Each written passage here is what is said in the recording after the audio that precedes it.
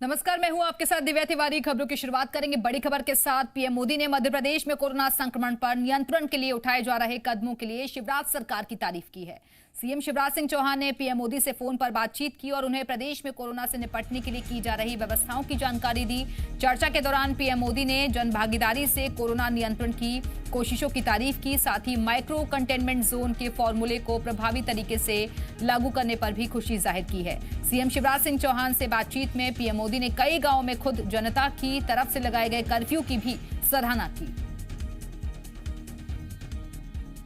मध्य प्रदेश में कोरोना संक्रमण चेन तोड़ने के लिए सीएम शिवराज सिंह चौहान लगातार कोशिशें कर रहे हैं और खासकर ग्रामीण इलाकों में कोरोना संक्रमण रोकने के लिए सीएम की स्वतः कोरोना कर्फ्यू की अपील कारगर साबित हो रही है।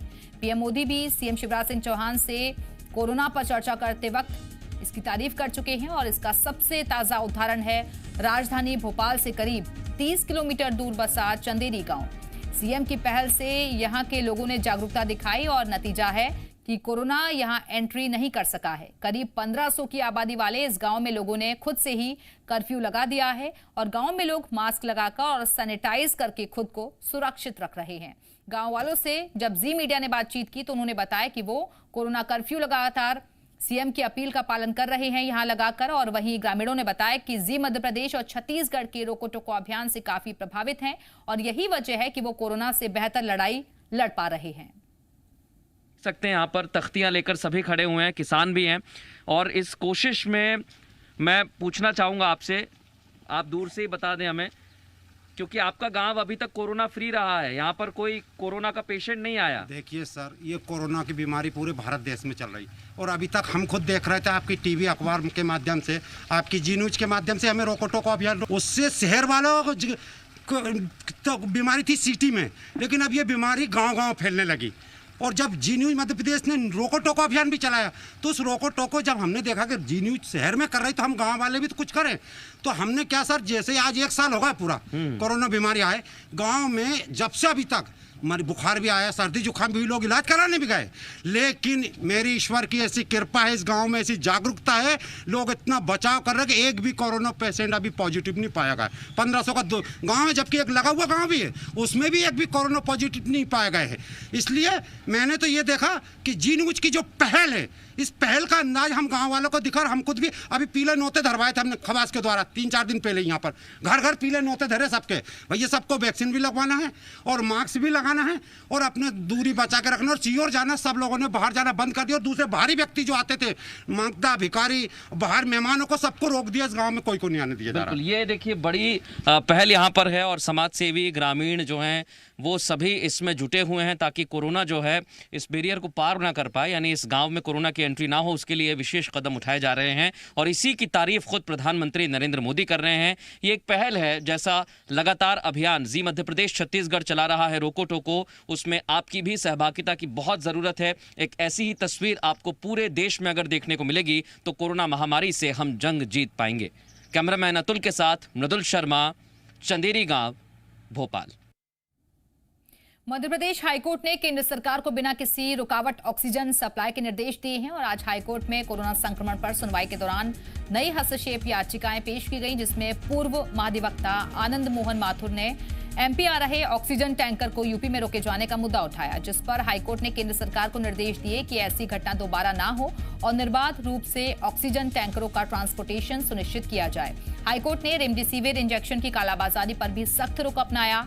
हाईकोर्ट चीफ जस्टिस की डिवीजन बेंच ने निर्देश दिए कि सरकार ऐसे मामलों में अपराधियों पर सख्त से सख्त कार्रवाई सुनिश्चित करे और हो सके तो आरोपियों को तत्काल जेल की हवा भी खिलाई जाए। सुनवाई के दौरान कोर्ट में यह भी आरोप लगाया गया कि बीते दिनों हाईकोर्ट से जारी 19 बिंदुओं की गाइडलाइंस का प्रदेश में पालन नहीं हो रहा है, जिस पर कोर्ट ने शिवराज सरकार को नोटिस जारी कर जवाब मांगा है। मामले की अगली सुनवाई अब 28 अप्रैल को होगी।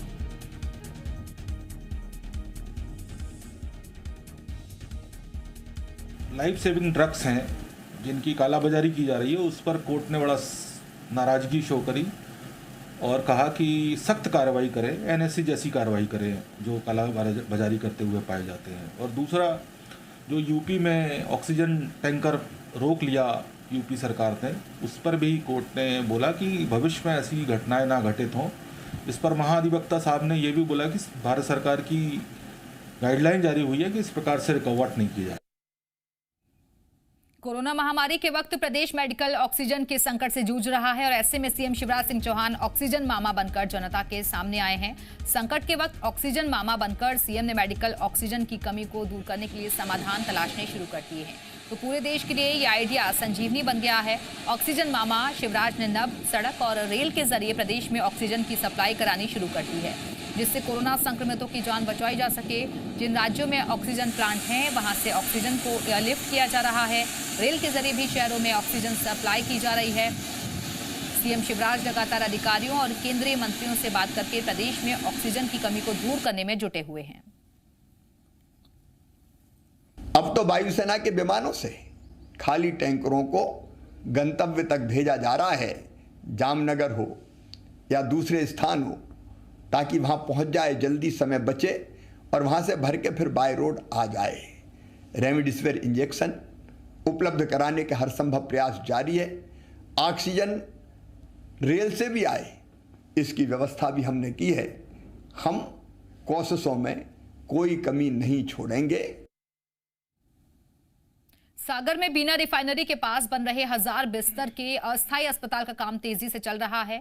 अस्थायी अस्पताल के निर्माण की समीक्षा करने के लिए कल सीएम शिवराज सिंह बीना जाएंगे और उससे पहले आज सीएम शिवराज सिंह चौहान ने अधिकारियों के साथ सीएम हाउस में अहम बैठक की। सीएम ने अधिकारियों को युद्ध स्तर पर काम करने के निर्देश दिए हैं। सीएम ने अधिकारियों से कहा कि कोरोना से निपटने के लिए एक एक क्षण अहम है और बिना वक्त गंवाए अस्पताल के निर्माण का काम पूरा किया जाए। दरअसल बीना रिफाइनरी के पास बन रहे 1000 बिस्तर के अस्थायी अस्पताल का निर्माण डीआरडीओ के सहयोग से हो रहा है। इस अस्पताल में बिजली और पानी की लगातार सप्लाई चालू रहेगी। अस्पताल का निर्माण इस तरीके से हो रहा है कि इसका संचालन हर मौसम में हो सके। मरीजों के खाने पीने, चाय और काढ़े की व्यवस्था में अक्षय पात्र फाउंडेशन सरकार की मदद करेगा। मध्य प्रदेश में बढ़ते कोरोना संक्रमण को रोकने के लिए योग से निरोग कार्यक्रम शुरू किया गया है और योग से निरोग कार्यक्रम को लेकर सीएम हाउस में बैठक हुई। बैठक में अधिकारियों ने योग से निरोग कार्यक्रम की विस्तृत जानकारी सीएम शिवराज सिंह चौहान को दी। इस दौरान अधिकारियों ने बताया कि कॉल करके संक्रमित लोगों को योग से संबंधित जानकारी दी जा रही है। योग शिक्षक वीडियो कॉलिंग के जरिए मरीजों को योग करा रहे हैं। बैठक में मंत्री इंदर सिंह परमार और रामकिशोर कावरे भी मौजूद रहे। मध्य प्रदेश में कोरोना मरीजों को ऑक्सीजन की कमी ना हो, इसके लिए सरकार लगातार कोशिश कर रही है। सड़क, रेल और आसमान के रास्ते ऑक्सीजन मंगवाई जा रही है और इसी कड़ी में वायुसेना का एक विमान भोपाल से खाली ऑक्सीजन टैंकर लेकर गुजरात के जामनगर के लिए रवाना हुआ। वायुसेना का ये C-17 विमान जामनगर से भरा हुआ ऑक्सीजन टैंकर लेकर वापस भोपाल लौटेगा।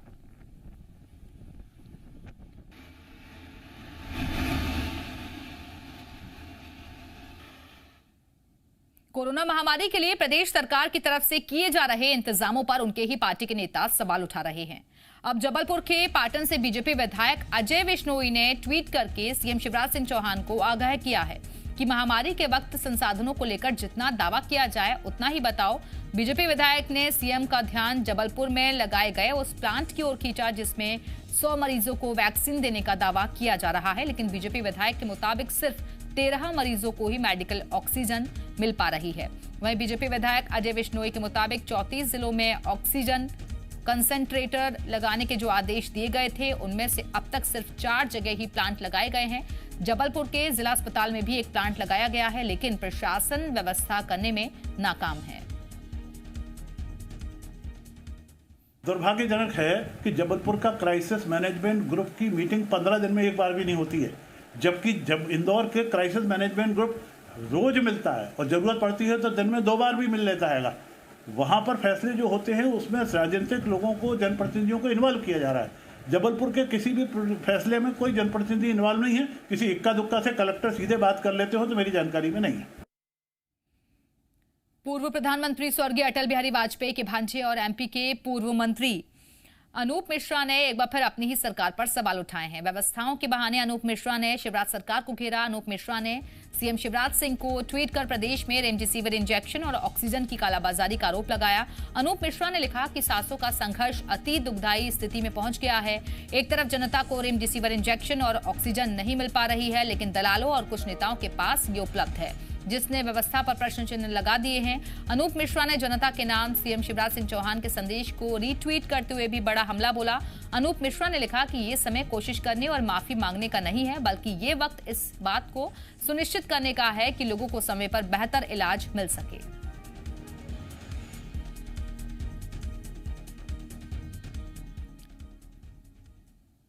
रेमडेसिविर इंजेक्शन और कालाबाजारी को लेकर शिवराज सरकार अपनों के विरोध से घिर गई है और ग्वालियर में बीजेपी के पूर्व शहर जिला अध्यक्ष देवेश शर्मा ने कोविड प्रभारी मंत्री प्रद्युम्न सिंह तोमर के खिलाफ ही मोर्चा खोल दिया है। बीजेपी पदाधिकारियों को रेमडेसिविर इंजेक्शन और ऑक्सीजन नहीं मिलने से नाराज होकर देवेश शर्मा ने बीती रात प्रदर्शन किया और मंत्री प्रद्युम्न सिंह तोमर के बंगले के बाहर ही बिस्तर डालकर धरना दिया। जानकारी के मुताबिक बीजेपी के पूर्व शहर जिला अध्यक्ष देवेश शर्मा ने मंत्री प्रद्युम्न सिंह तोमर को पार्टी के 5 नेताओं को इंजेक्शन और ऑक्सीजन उपलब्ध कराने के लिए मैसेज भेजा था, लेकिन मंत्री से गुजारिश के बाद भी जब इंजेक्शन और ऑक्सीजन का इंतजाम नहीं हुआ तो देवेश शर्मा रात को ही मंत्री के बंगले के बाहर धरने पर बैठ गए। इस दौरान जब मंत्री प्रद्युम्न सिंह तोमर ने समझाने की कोशिश की तो देवेश शर्मा ने उन्हें जमकर खरी खोटी सुनाई और नौटंकी न करने की नसीहत दे डाली।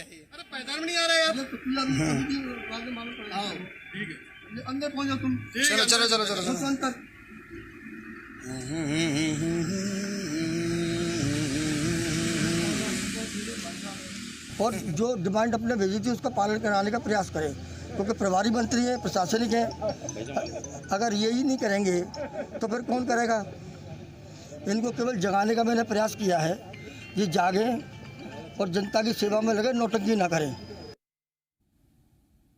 मध्य प्रदेश सरकार के ऊर्जा मंत्री और कोविड-19 प्रभारी मंत्री प्रद्युम्न सिंह तोमर ने अपनी ही पार्टी के लोगों के सवाल उठाने पर जवाब दिया है। उनका कहना है कि वर्तमान में परिस्थितियां बहुत विकराल हैं। जो लोग भी सरकार और मुझसे मदद की गुहार लगा रहे हैं वो समाज के लिए चिंतित हैं। जब व्यक्ति दुखी होता है तो इस तरह की बातें करता है। हमें उनकी बातों को आलोचना के तौर पर नहीं लेना चाहिए, बल्कि व्यवस्था में सुधार करना है। इसके साथ ही केंद्रीय मंत्री नरेंद्र सिंह तोमर के टैंकर को झांसी में रोके जाने के सवाल पर कहा कि दोनों सरकारों के कोऑर्डिनेशन की कमी नहीं है, कुछ अधिकारियों ने गलती से टैंकर को रोक लिया था। मेरे सम्मानीय साथी, इस समय मैं जानता हूं जिस परिवार पर बीतती है वो परिवार के अंदर एक मेरे पिता हो, कोई हो, एक गुस्सा होती है और उस गुस्सा को अभिव्यक्त कहाँ करेंगे वो? मैं एक समय जवाबदारी है मुझे, तो उन्होंने उस गुस्सा को अभिव्यक्त कर रहे हैं पर आलोचना नहीं कर रहे हैं। मैं आपको ये स्पष्ट कर देना चाहता हूँ। मैं आभारी हूँ माननीय नरेंद्र सिंह जी का, उन्होंने ये व्यवस्था कराई है और सरकार के बीच पूरा कोऑर्डिनेशन। कहीं कुछ गलती थोड़ी बहुत किसी अधिकारी से हुई होगी तो उस तत्काल हमारे मुख्यमंत्री ने वहाँ के मुख्यमंत्री से बात की, तत्काल चालू हो गया टैंकर। ग्वालियर में बीजेपी नेताओं ने व्यवस्थाओं पर सवाल उठाकर सरकार को घेरा तो विपक्ष को भी सरकार पर हमलावर होने का बड़ा मौका मिल गया। कांग्रेस के प्रदेश प्रवक्ता आरपी सिंह ने कहा कि संक्रमण की रोकथाम और इलाज के लिए सारी व्यवस्थाएं ध्वस्त हो चुकी हैं। जब हम आरोप लगाते थे तो वो उसे राजनीतिक आरोप कहते थे, लेकिन अब उन्हीं के पार्टी के लोग आरोप लगाने लगे हैं। देखिए, जितनी प्रशासनिक व्यवस्था है ये पूर्ण रूप से ध्वस्त हो गई है। परिस्थिति परिवर्तित हो रही है, उसके लिए नए व्यवस्थाओं की व्यवस्था करनी होती है, ना कि जाके एक अस्पताल के बाहर सो जाना, छोटे से ऑक्सीजन प्लांट में जाके चित्र खिंचवाना। जिस ऑक्सीजन प्लांट में जाके वो बार बार फोटो खिंचवा रहे हैं, क्या उससे ग्वालियर की आपूर्ति हो सकती है? नहीं। तो मुझे लगता है कि मध्य प्रदेश में पूर्ण रूप से व्यवस्थाएं ध्वस्त हो गई हैं। अब सिर्फ राम भरोसे है मध्य प्रदेश। और आखिर क्यों अपनों के निशाने पर है शिवराज सरकार? देखिए आज रात 8 बजे आपकी आवाज में।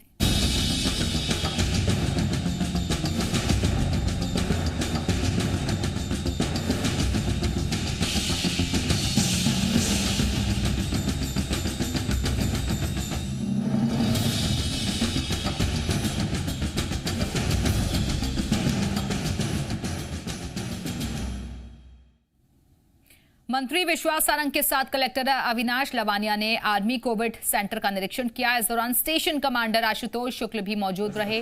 बैरागढ़ के 3 ईएमई सेंटर में आर्मी कोविड सेंटर बनाया गया है। सरकार की अपील पर सेना ने 48 घंटे में अस्पताल तैयार किया है, जिसमें 150 बिस्तरों की सुविधा मौजूद है।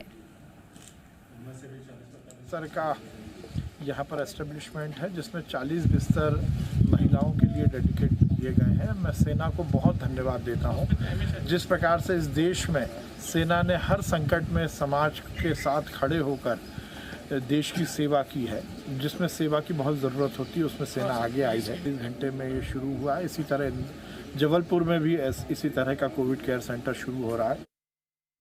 इंदौर में संक्रमण की चेन पर ब्रेक लगाने के लिए प्रशासन काफी सख्ती बरत रहा है। जिला प्रशासन ने फैसला किया है कि होम आइसोलेशन में रह रहा कोई कोरोना मरीज अगर गली मोहल्ले में घूमता मिलेगा तो उसके खिलाफ एफआईआर दर्ज होगी। इसके साथ ही प्रशासन ने कोरोना कर्फ्यू को आगे बढ़ाने के भी संकेत दिए हैं। कलेक्टर का कहना है कि मौजूदा हालात को देखते हुए कोरोना कर्फ्यू को आगे बढ़ाने पर विचार किया जा रहा है। जिन घरों में आइसोलेशन के लिए अलग कमरे में रहने की व्यवस्था है, वहां पर भी पॉजिटिव पेशेंट्स आइसोलेशन में नहीं रह रहे हैं, वहाँ पर वो अपने परिवारजन से मिल रहे हैं। कई जगह तो ऐसा भी मालूम पड़ा कि पॉजिटिव पेशेंट बाहर घूम रहे हैं। तो ये बेसिकली ये आपराधिक कृत्य हैं। तो पॉजिटिव पेशेंट अगर बाहर घूमता पाया जाता है तो उसके खिलाफ एफआईआर होगी। घर में रहे, वो आइसोलेशन में रहे या कोविड केयर सेंटर में रहे। राधा स्वामी में हम लोग का 500 का 1100 का तैयार है पूरा, वहाँ आ जाए। पर पॉजिटिव पेशेंट बाहर नहीं घूम सकता है। ट्रेंड दिख रहे हैं उसमें पिछला जो अपन ने कोरोना कर्फ्यू लगा था उसके रिजल्ट सब आना शुरू हो रहे हैं, ऐसा लग रहा है ऐसा। और उसको इस्टेब्लिश करने के लिए जो जनता कर्फ्यू लगाया गया है, इसको देखते हैं आज की स्थिति में थोड़ा एक्सटेंड करना जरूरी है इसको। बुरहानपुर में जीएमपीसीजी की खबर का असर हुआ है और कलेक्टर ने फल सब्जी की थोक मंडी को रेणुका कृषि उपज मंडी में शिफ्ट करने का आदेश जारी किया है। फल सब्जी मंडी में किसानों व्यापारियों की भीड़ ने सोशल डिस्टेंसिंग की धज्जियां उड़ाई थी, जिसकी खबर दिखाए जाने पर कलेक्टर ने संज्ञान लेते हुए मंडी को शिफ्ट करने का आदेश जारी किया।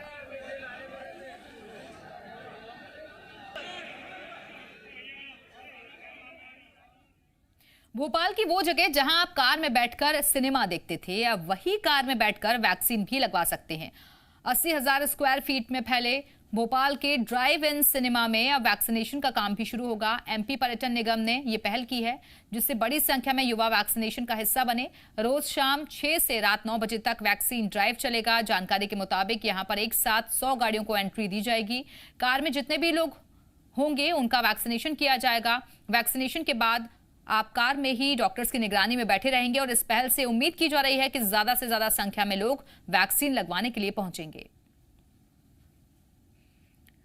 राजधानी भोपाल में कोरोना कर्फ्यू को 3 मई तक बढ़ा दिया गया है। उसके बढ़ने के साथ ही लोगों के सामने कई तरह की चुनौतियां भी आ गई हैं। सबसे ज्यादा असर सब्जी और फल विक्रेताओं पर पड़ रहा है। सारी सब्जियां खराब हो रही हैं, जिससे सब्जी और फलों के दाम भी 3 गुना बढ़ गए हैं।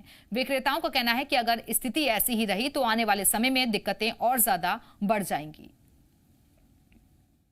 जो चीज अगर 20 रुपए की आती थी नॉर्मल तरीके की, वो अब 40 की मिल रही है। तो नुकसान भी आपको हो रहा है लॉकडाउन की वजह से, क्योंकि दिन के हिसाब से सब्जियों की दुकान खोलनी है। हाँ, पूरा नुकसान हो रहा है। अदरक 20 रुपए की आधा किलो थी, अब 20 की पाव दे रहे हैं अभी, क्योंकि 3 तारीख तक और लॉकडाउन बढ़ा दिया गया है। तो क्या लगता है कि और ज्यादा बढ़ जाएंगे रेट? अब जो भी रेट है खाना तो है ही। लोगों को लेकर फल आ ही नहीं रहा, बाहर का पूरा फल आ रहा था, तो फल अभी इस वक्त है नहीं। बहुत खराब स्थिति है फल की, फल मिल नहीं रहा। और 300-400 रुपए किलो से फल कोई सा नीचे नहीं है। एप्पल देखिए 300 रुपए किलो, 400 रुपए किलो। धार में कोरोना कर्फ्यू के दौरान आज बाग के बाजार में सब्जी दुकानों पर अचानक भीड़ देखने को मिली और जिले में 3 मई तक लॉकडाउन बढ़ा दिया गया है, लेकिन इसकी जानकारी कई ग्रामीणों को नहीं थी, जिसकी वजह से बाजार में भीड़ उमड़ पड़ी। सूचना पाकर तुरंत एसडीएम और तहसीलदार मौके पर पहुंचे और फिर स्थिति को संभाला। इस दौरान उन्होंने 2 दुकानों को सील किया, 3 दुकानों पर चालानी कार्रवाई की गई, साथ ही 20 लोगों को अस्थायी जेल भी भेजा गया।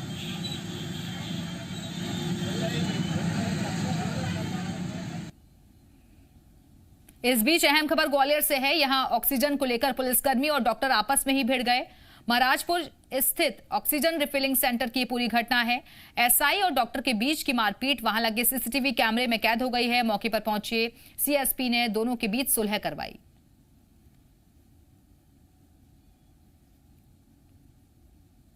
नरसिंहपुर जिला हॉस्पिटल में तोड़फोड़ की वारदात सामने आई है और यहां घायल को लेकर हॉस्पिटल पहुंचे कुछ लोगों ने रिसेप्शन पर लगे कांच तोड़ दिए और उन्हीं कांच के टुकड़ों से डॉक्टर्स और नर्सिंग स्टाफ पर हमला बोल दिया। इस घटना से पूरा स्टाफ दहशत में आ गया है और इलाज छोड़कर सभी बाहर निकल आए।